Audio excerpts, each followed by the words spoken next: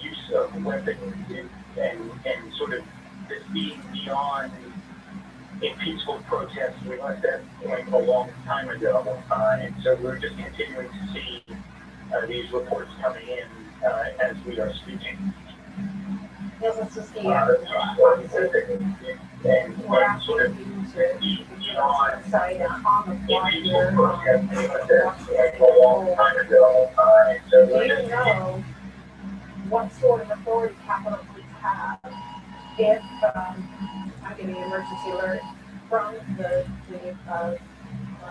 District of Columbia government on my phone as we talk? But do you know what um, sort of authority these Capitol Police officers have if these people were to get close to those impacted? Guys, it's happening, you guys. That's right. We're tired of all the BS that's going on in our country. That you see all of our brothers and sisters at Congress. They even went inside Congress. They had to shut down the hearings. And right now on the other, on SPN, they said they have reported there was shooting, guns inside the chamber, and that's why I hope they had to just leave. You see Nancy Pelosi, I think she was the first person to run. Starting very early this morning, as well as close to the White House, where the president addressed them earlier today. It seems that a lot of those people that made their way up to the Capitol. People tired. This is a Democrat country, not a communist country. Gas fire in the chamber. And that's what we're fighting for. Evacuated. As we sit here and wait for news of what's going to happen next, the DC mayor has called for curfew starting at 6 p.m. Eastern time. We've learned that law enforcement up on Capitol Hill is called for reinforcements. This should have been, see, this is so funny, because if it's like that, they should have had some kind of enforcement there way before the protesters came, right?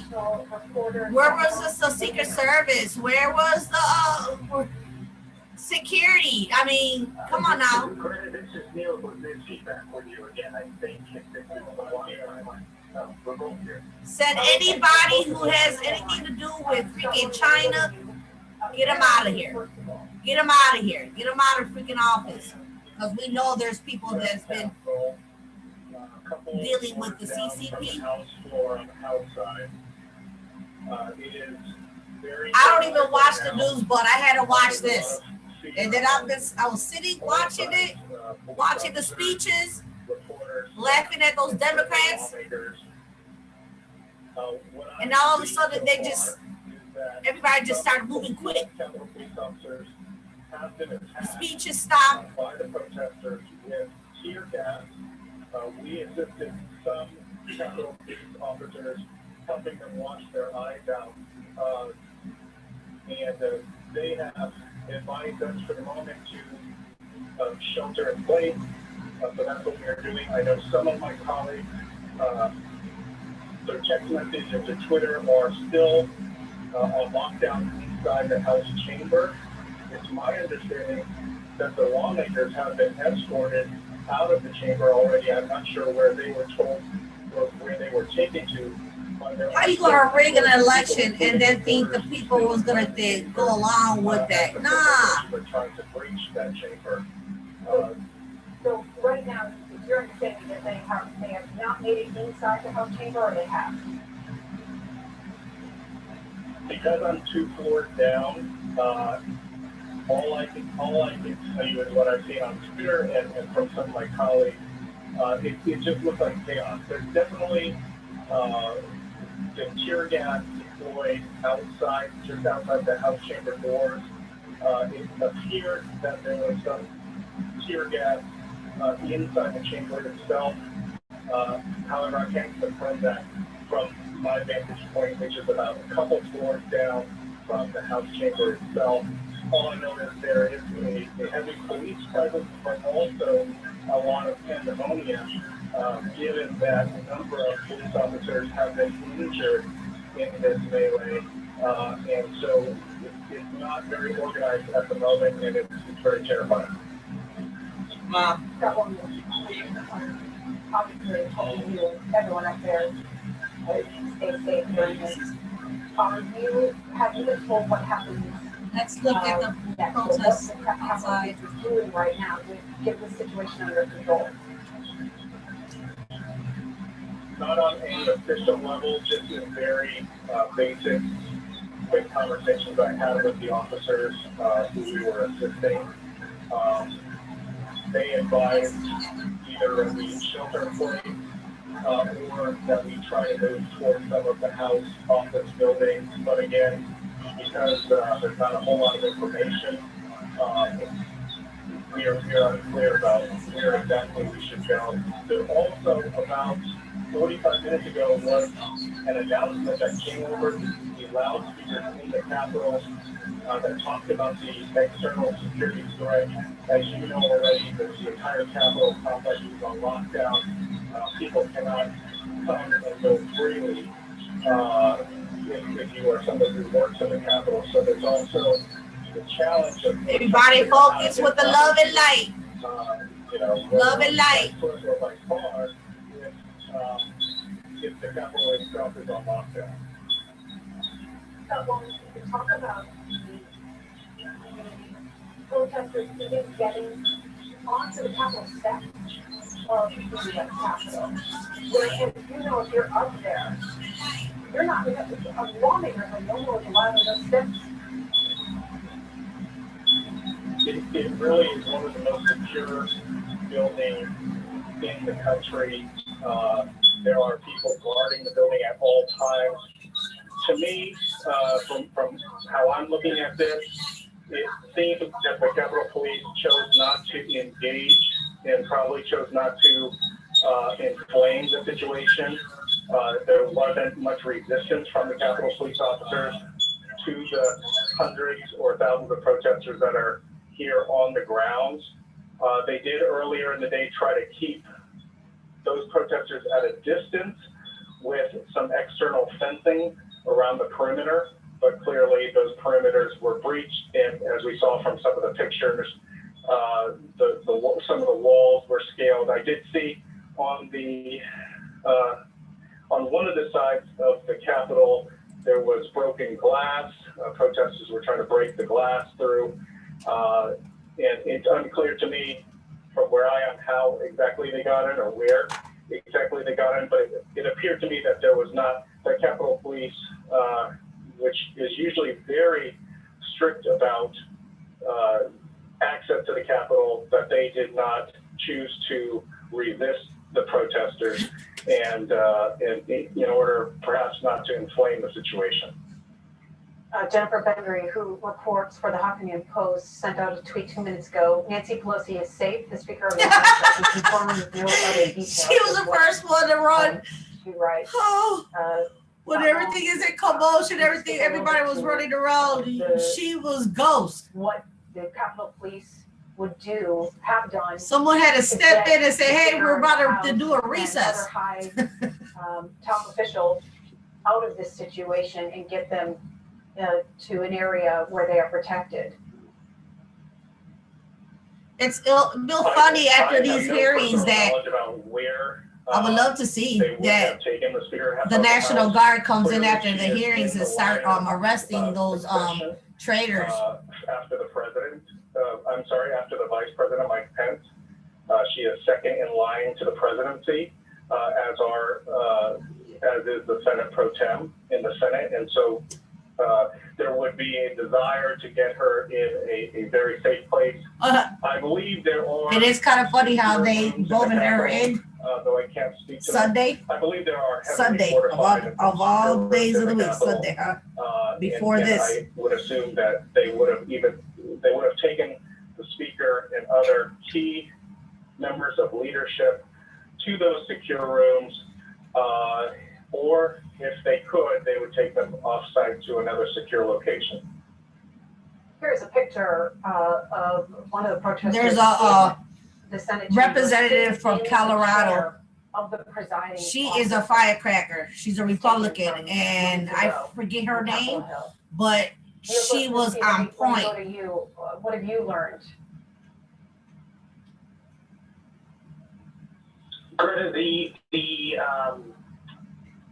latest, I think the photo that you just probably put on the air from inside the Senate chamber is perhaps the most jarring image we have seen yet. Look at this. Someone went in there. Look. In fact, that the presiding Oh my goodness. Chair has been occupied quite literally. The other thing is that I can now tell you that two of my colleagues, and you may see this on Twitter as well, two of my colleagues, Catherine Tully McManus and Chris Chaffee, who have both been on Capitol Hill, are now, and this is the state of where we are, they are now in what I have to describe to you as an undisclosed location.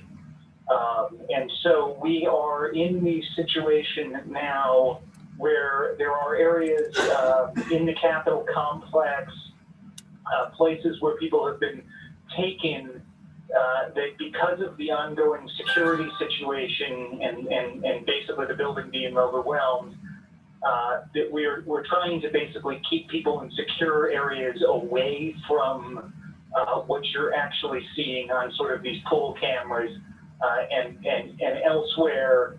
And it's just an absolutely unbelievable situation. But if I can just take just a second to check the various messages here, there are members as of the last couple of minutes saying, what I've heard from colleagues that just in the last couple of minutes, there had still been members, at least some in the House chamber, and so they're trying to figure out how to get everyone to where they needed to go. U.S. Capitol is locked down. I think that the way I'm reading what I'm hearing is that at this point in time, the priority is ensuring that all of the people are safe. And frankly, the building may not be the best place for people to be. And so I think that there's going to be an effort to get them to secure locations, but the amount of damage, frankly, that we may be seeing is unbelievable. I am just getting a little bit more information. There is a possibility that the Senate is going to be going back into session in an alternate location shortly. If that does happen, I don't think that they'll probably be able to get the television cameras in place in time. But frankly, I will do the best that I can to relay the proceedings of the Senate by phone, setting up sort of a telephone chain if we can, and if we can get an audio, and if anyone who is in that room can get audio or anything out, I'm sure they will attempt to do so if they end up convening in an alternate location. Okay, so Niels, you're learning this, that there's a possibility that the Senate can convene in another location. Yes, and it appears there are pool reporters with the Senate. And so if the Senate does go into session in its alternate location, I am certain that we will do the best that we all can to get that information out to the public and to the C-SPAN audience in particular, probably as quickly as we can. I don't know exactly who is in that press array that would be with the Senate yet, but my understanding is that there is a press pool that would be with the Senate if it were to go back into session in an alternate site. Okay. Well, Niels Lesniewski, hang on the line. Ted Cruz, who objected to the Arizona Electoral College votes. That's what dissolved the joint session, and the House and Senate went into their respective chambers. He tweeted out Violence is always unacceptable, even when passions run high. Anyone engaged in violence, especially against law enforcement, should be fully prosecuted. God bless the Capitol Police and the honorable men and women of law enforcement who show great courage keeping us all safe. That was a tweet from Senator Ted Cruz. Scott Long, also with us. Scott Long, what have you learned? Not that much. It's a fight, you guys. We are still of light versus darkness in the Capitol. I don't want to say where exactly, but right. It is still touch and go. My colleague Alex Bolton is outside the Capitol. Says there are still hundreds of people, protesters. You probably have a better vantage point than I do, who are milling about outside the Capitol. Obviously, the Capitol building itself has already been breached. As you mentioned, the Senate chamber has been breached. It's possible the House chamber has been breached. And so, it is just unbelievable. When I started the day this morning, wow. I informed family members that everything would be fine and that the Capitol building itself was probably the most secure place in America and that there was no need for concern despite the thousands of protesters outside that we were expecting. I never could have imagined that it would come to this where we would see the Capitol building and the Capitol complex breached and disrupted. Because the people are tired. We the people are tired. Under attack in such a dramatic fashion. It is, I'm still sort of in shock that we are where we are just, from a couple hours ago. Here's a report from the Washington Post, Aaron Davis, saying that breaking news, a source tells him the Defense Department has just denied a request by DC officials to deploy the National Guard to the U.S. Capitol. Obviously, we'll see if other people confirm this. And I was just saying that earlier. It would be nice if the National Guard will come in and start arresting people, but not the protesters, but the politicians who are in the pockets of communist China. That this was a scenario that the Capitol That's the Police pandemic. Others, that's the virus that's going on. Not coronavirus. It's the communist virus that's been spread through our whole freaking country. We got politicians who are in favor of that. Security measures put into place around the Capitol. There was an external fence that was put up around the Capitol to push potential protesters back away from the building. Clearly in Washington, D.C. and downtown itself, shopkeepers and businesses and restaurants boarded up their windows in anticipation of possible violence. The mayor of D.C., Muriel Bowser, issued a statement the other day saying, urging D.C. residents and any counter-protesters to stay out of the downtown region and not to engage with the pro-Trump protesters for fear of violence that similar to what we've seen shortly around the time of the election last fall. And so there was definitely, it was definitely in the back of people's minds, and that measures were put in place, but clearly, whatever scenarios were streamed up, this has got to be, in my book, the worst case scenario where you have a breach of the United States Capitol interrupting. Well, all right, my brothers and sisters, I'm just gonna end this right here, but wanted to show you guys what's going on. Lawmakers and other staff. What's going on in our country? What's going on in our capital right now? It's the fight of darkness and light. We are the light. We are the light, bringing in truth to that darkness, shedding light on that darkness. Much love and light. Stay focused. Live with love and light in your heart and send those vibrations out. Namaste, everybody.